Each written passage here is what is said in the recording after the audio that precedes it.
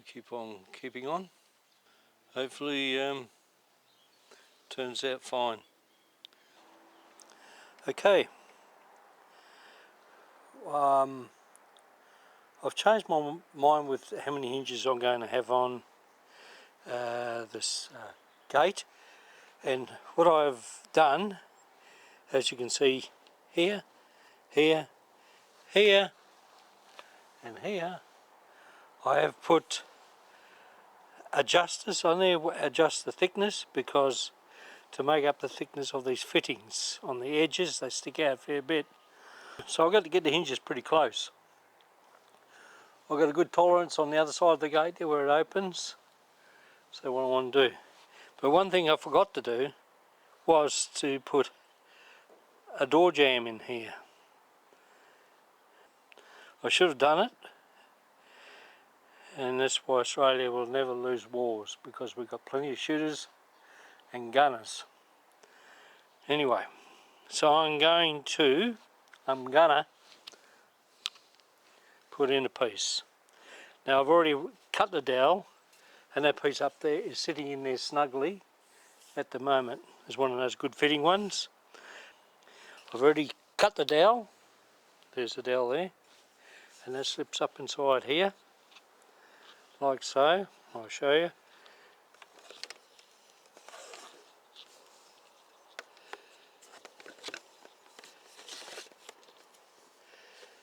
I have got a mark here, I don't know if you can see that mark there, and that's roughly about the centre there.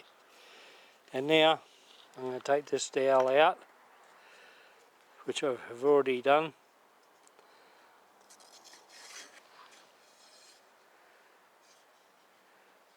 And I've marked the height, where it sits, and where that sits on the exact mark.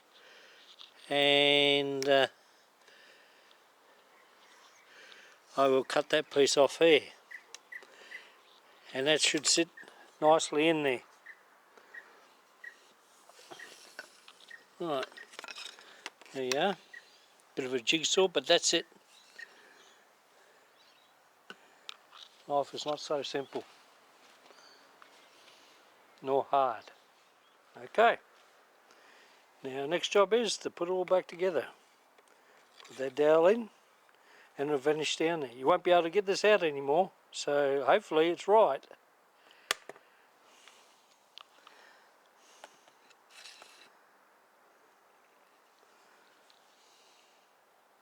Spot on in the middle. Okay, now how we're going to do this?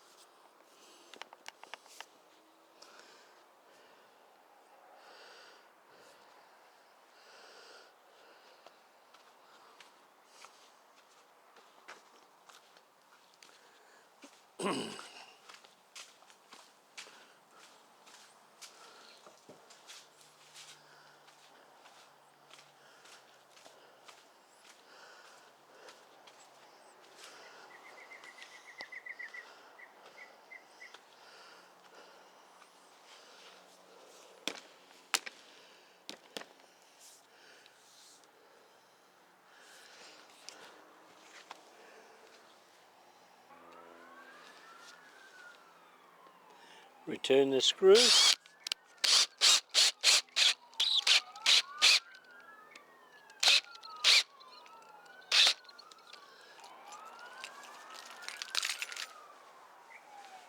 Carrying the car keys in my pocket.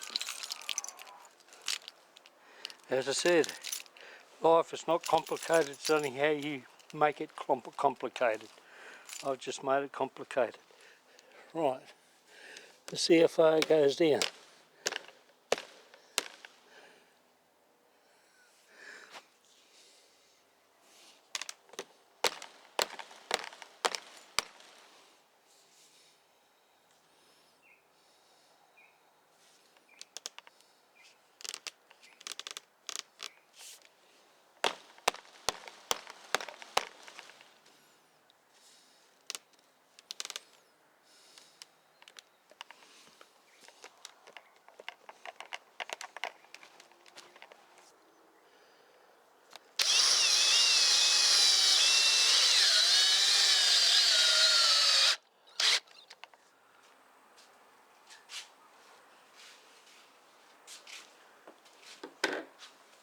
Okay, what I'm going to use as hinges are these inline hinges like this, because other ones take up too much room, and of course that's just making the gate bigger, the gap, if I can show you, bigger in between here and there, so you want to keep that down to a minimum. Stop even mice trying to get in, but then again they'll get in somehow. They find it very easy. But one of the problems that I have with this hinge, or any hinge, is the thickness, is the shape how it goes on. This is a round surface and this is a flat surface here. Okay, so what I've got to do is round it off. Now, how this one's going to go, okay, it's going to open to the inside of the enclosure, so I'm going to have it like that because that's the outside. There's another reason why too, if you can see, oh no, I'll move you there, and I'll go zoom you in a little bit.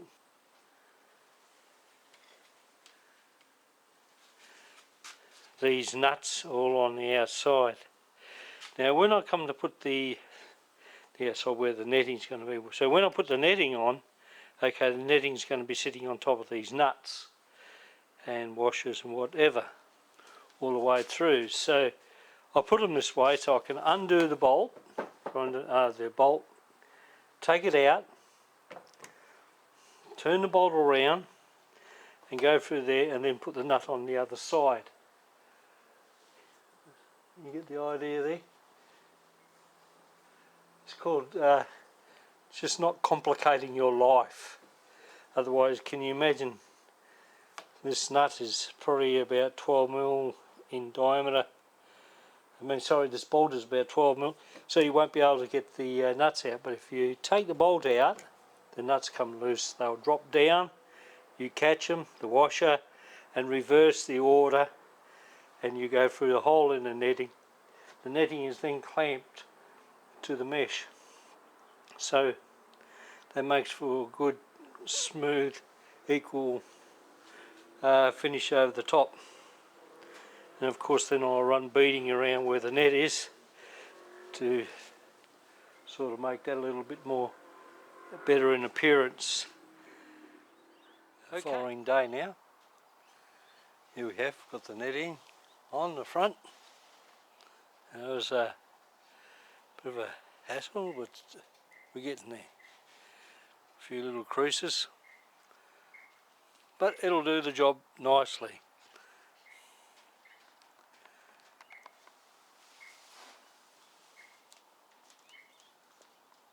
It's a good idea when you're putting the netting on, when you come to the edges, make sure that you fold it over on both sides, so you push down and in like that.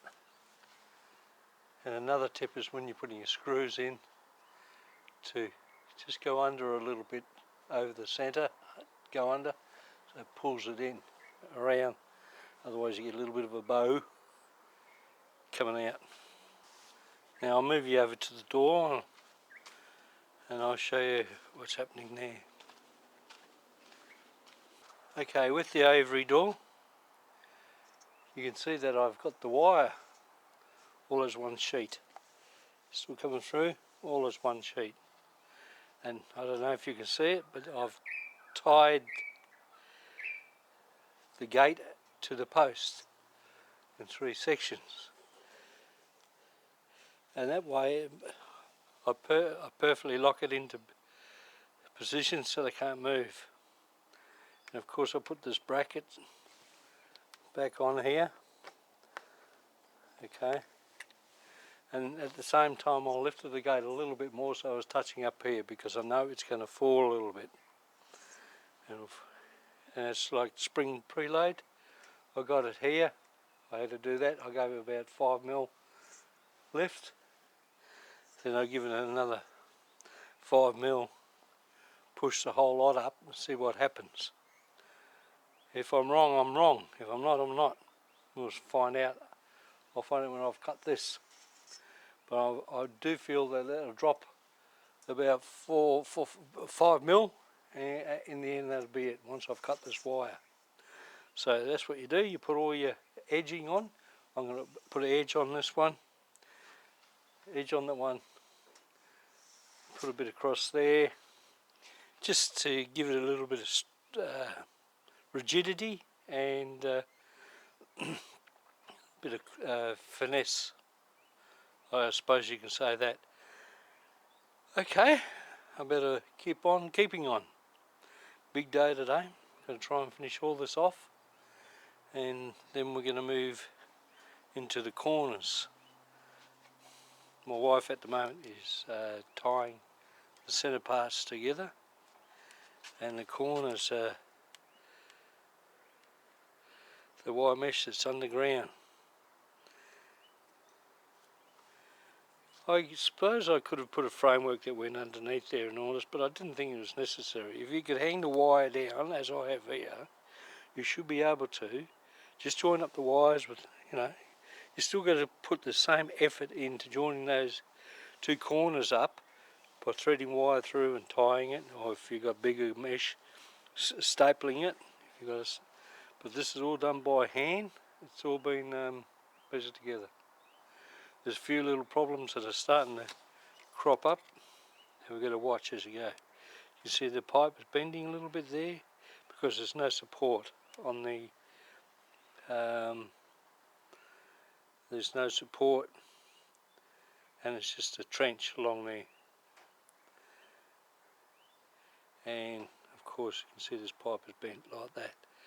But I guarantee you, my wife is a little bit worried too about this, but I can guarantee you that as soon as you put the soil in on either side, as we are, we will make that strong again, because it'll be soil. The tubing, this tubing here, where can I, the base, the bottom there, so this one here, will be resting on top of the dirt, and that wire netting that's underneath there, well, this wire netting here, which is in the ground, it's going to be solidified by dirt, and that dirt is fine. It's fine soil here, and probably a downfall.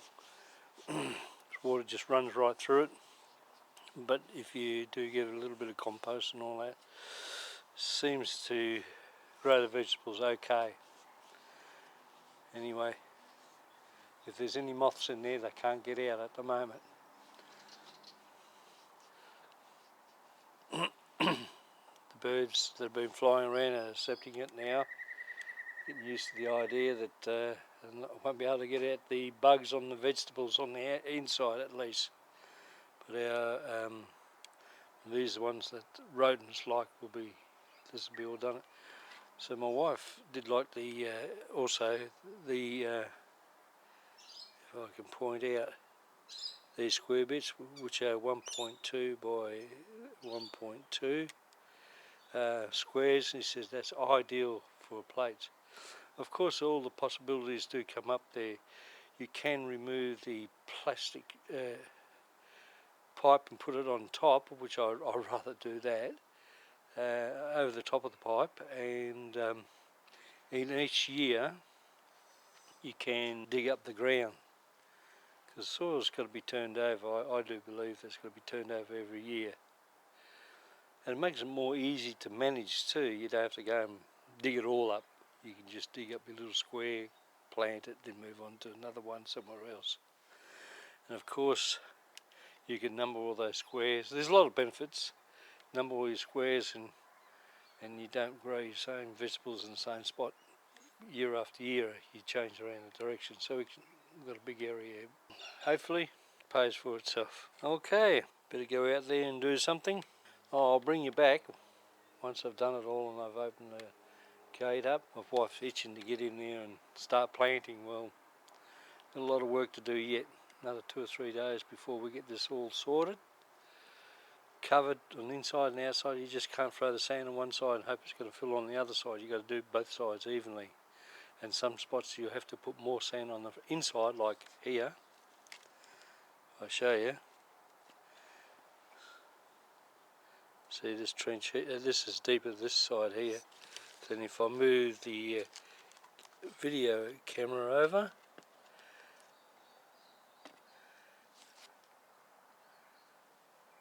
and here, see that?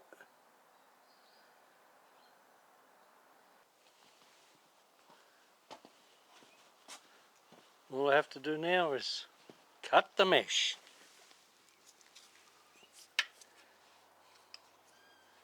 Step aside, Eugene. Alright, fair enough.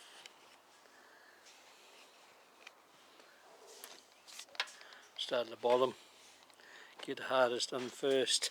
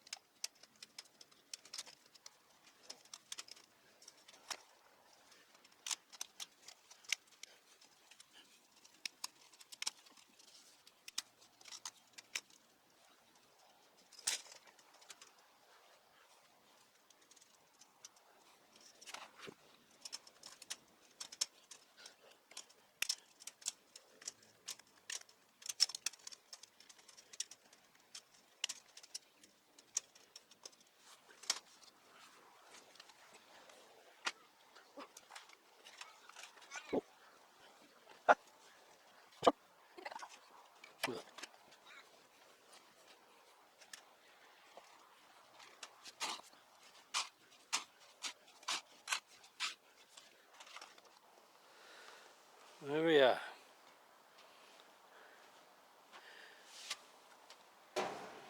All done. Had to make it open in the inside because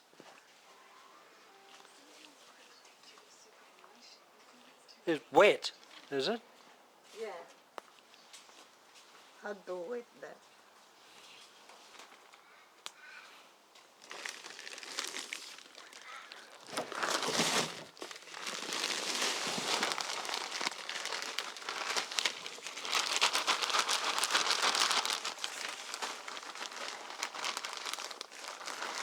And one bag for that and one bag for this. Okay.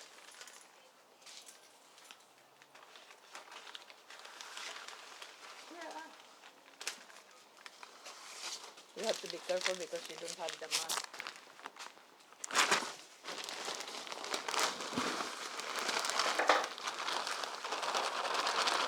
I'm upwind from it. I'm upwind for the fungi.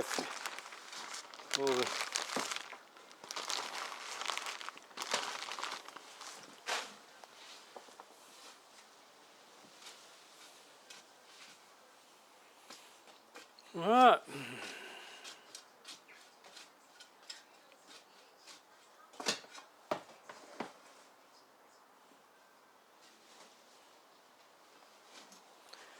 Non-stop to get this garden going.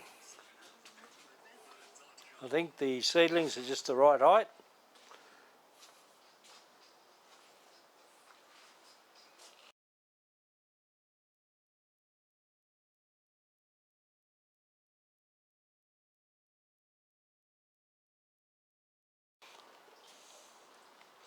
All the plants are in, and let's see what happens this year.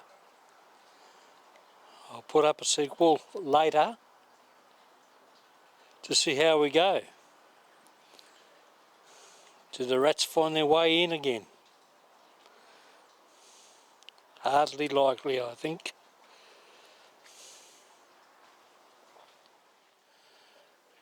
Okay, let's wait for another couple of months and see what happens.